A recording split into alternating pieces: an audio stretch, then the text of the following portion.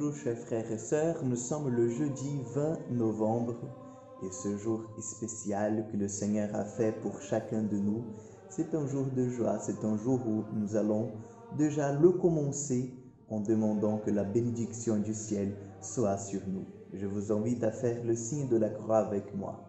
Au nom du Père, du Fils et du Saint-Esprit. Amen.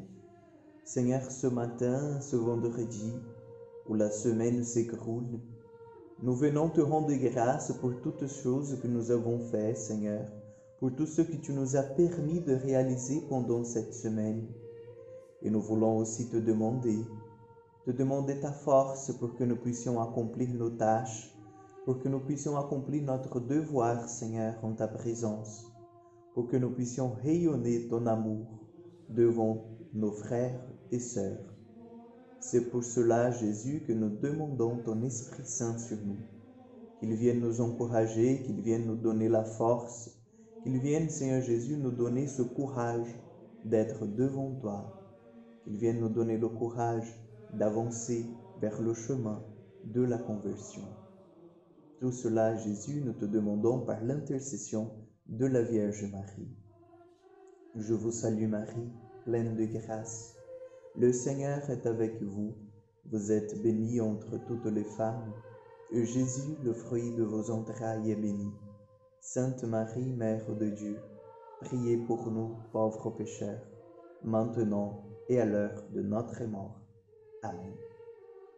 Chers frères et sœurs, aujourd'hui nous allons méditer l'évangile du jour, donc je vous invite à prendre votre Bible. Nous allons prendre l'évangile de Luc, chapitre 19, du 45 au 48. Luc 19, versets 45 au 48.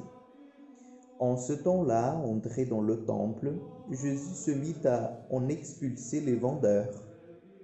Il leur déclarait, il est écrit, ma maison sera une maison de prière.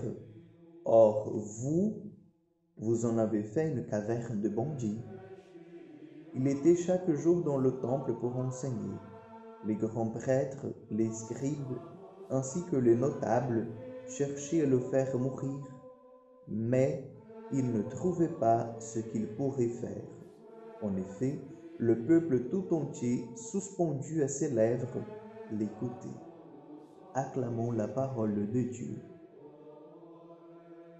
Chers frères et sœurs, lorsqu'on écoute la lecture de cet évangile, on se remue du fond de nos entrailles en disant, mais quand même, de faire du temple de Dieu un lieu de commerce, l'installation des marchands, ben ça, c'est pas concevable.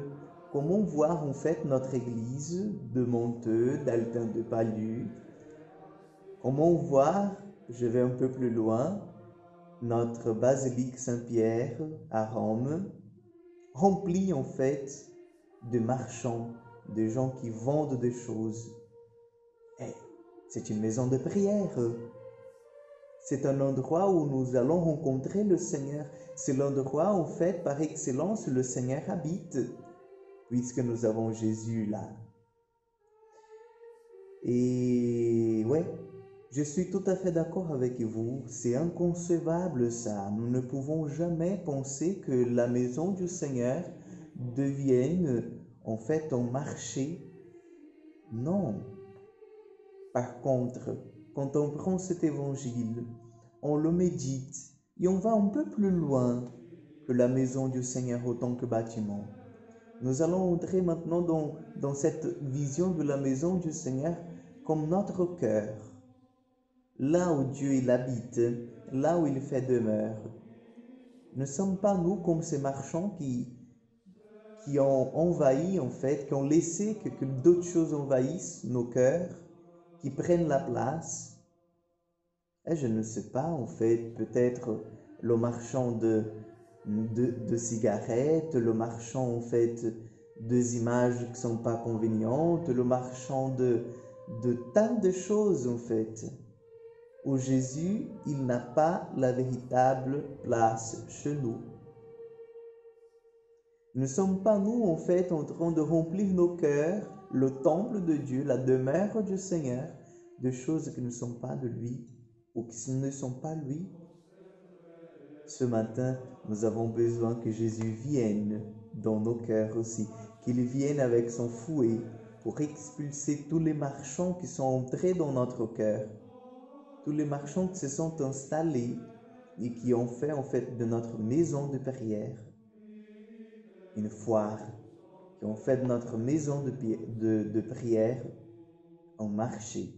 Donc demandons que l'Esprit Saint vienne, demandons que Jésus nous aide ce matin à vraiment libérer l'espace, libérer la place pour que le Christ vienne demeurer en nous et puisse en fait demeurer dans toute la totalité de notre cœur. Le Seigneur soit avec vous. Que Dieu Tout-Puissant vous bénisse, le Père, le Fils et le Saint-Esprit. Amen.